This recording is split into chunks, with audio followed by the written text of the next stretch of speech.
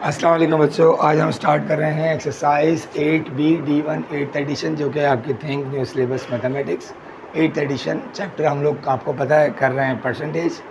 So previous हम लोगों ने एक्सरसाइज 8A कंप्लीट की थी, तो आज हम स्टार्ट कर रहे हैं 8B क्वेश्चन नंबर 1।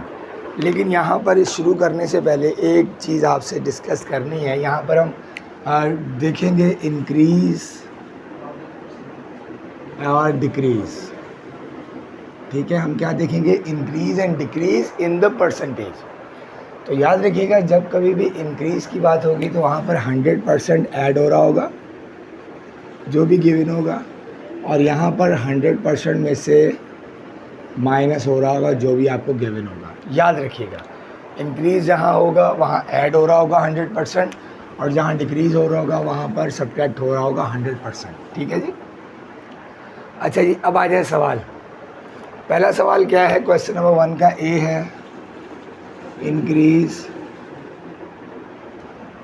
60 बाय 35%। अब देखो, ये मैं जो दोनों बातें की है ना, मैं दोनों तरीक़ों से सॉल्व करके दे देता हूँ। सबसे पहले हम ये बात करें कि यार हमने $60 या 60 रुपीज़ का 35% फाइंड करना है, तो मैं बहुत आसानी से फाइंड कर लूँगा। ये हो जाएगा जी 35% ऑफ 60, जो हो जाएगा जी 35/100 इंटू 60। ये ज़ीरो कटा, 2 3 ज़ा, 2 5 ज़ा, 5 1 ज़ा, 5 7 ज़ा, तो 7 इंटू 3 आ गया 21। ये तो आ गया 21। अब इंक्रीज़ है तो मैंने कहा आपको ऐड होगा, तो हम क्या कर देंगे? 60 प्लस 21 दैट इज़ 81। ठीक है जी, ये आ गया इंक्रीज़। अब हमने कहा कि यार हमने अलग अलग नहीं कर रहे हैं, हमने इसको जो है वो डिफरेंट मेथड से करना है। तो मैंने आपको अभी एक शुरू में बताया कि अगर इंक्रीज़ होगा तो ऐड 100% कर देंगे, डिक्रीज़ होगा तो 100% में से माइनस कर देंगे।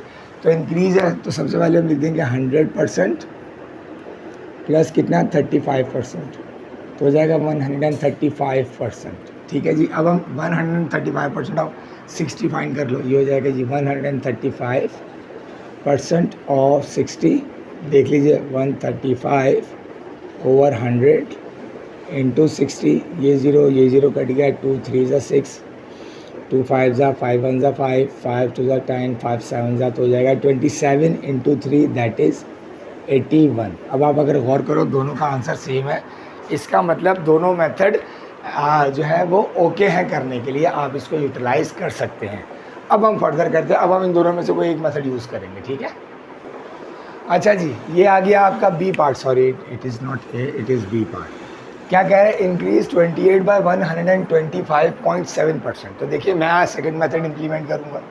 ये हो जाएगा जी 100% प्लस 125.7%, तो यह आ जाएगा जी 225.7% ऑफ 28, तो हो जाएगा जी 225.7/100 इंटू 28। अब देखें, ये 2 ज़ीरो हैं तो ये हो जाएगा 1 और ये 2, तो हो जाएगा 2.227 इंटू 28, तो ये आ जाएगा around 63.196 I think so. 2.227 into 28,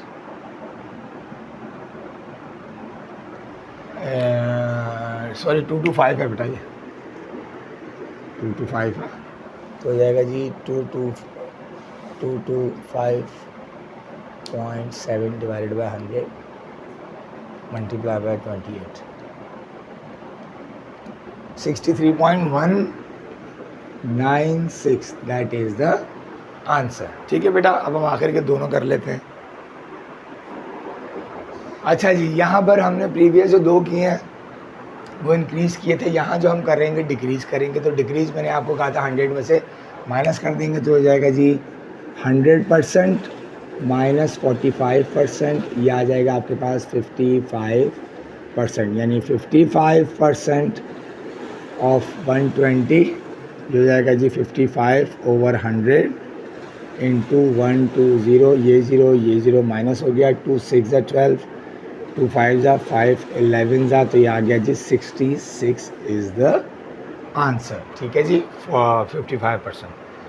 यहाँ आ जाए, यहाँ पर फ्रैक्शन में, तो फ्रैक्शन से कंफ्यूज नहीं होगा, ये मैं आपको पहले बता चुका हूँ कि अगर परसेंटेज आपके पास फ्रैक्शन में आ जाए तो उसको डायरेक्टली आप कर दो डेसिमल में। तो आप इसको लिख दोगे जी 100% माइनस 37.5%, ये आ जाएगा आपके पास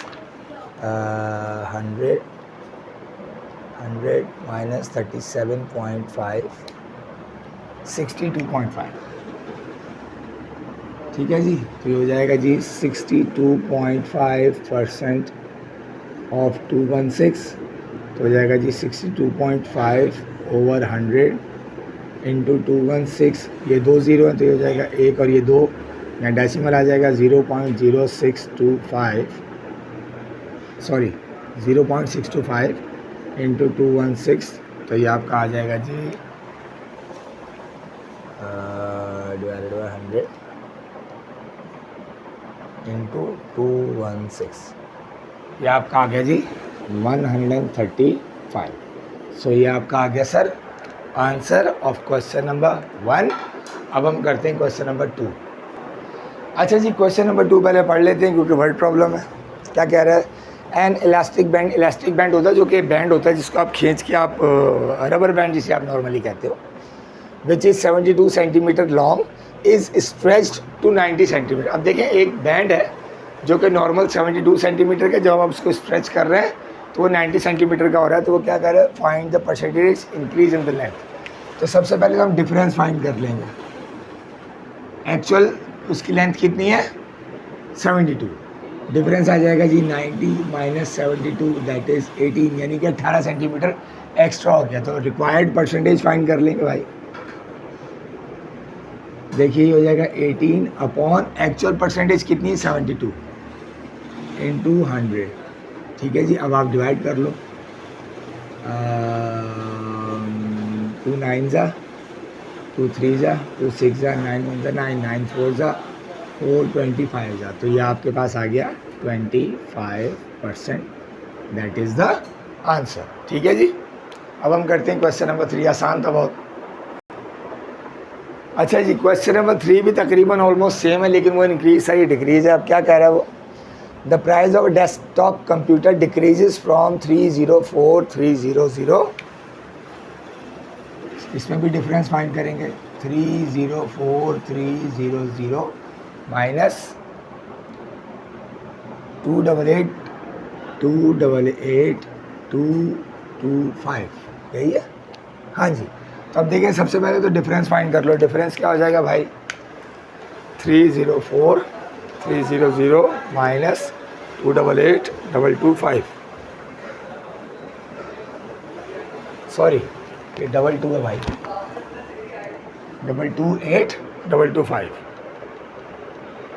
228,225, ये आपका आ गया जी 76075। अब इस एक्चुअल अमाउंट ये था, डिक्रीज हो गया था, इसको ना एक्चुअल यूज़ करेंगे। सो रिक्वायर्ड परसेंटेज आ जाएगी आपके पास 76075 ओवर 304300 मल्टीप्लाई बाय 100, ये ज़ीरो ये ज़ीरो ये ज़ीरो ये ज़ीरो कट गया, तो आप इसको डिवाइड कर दो 3043,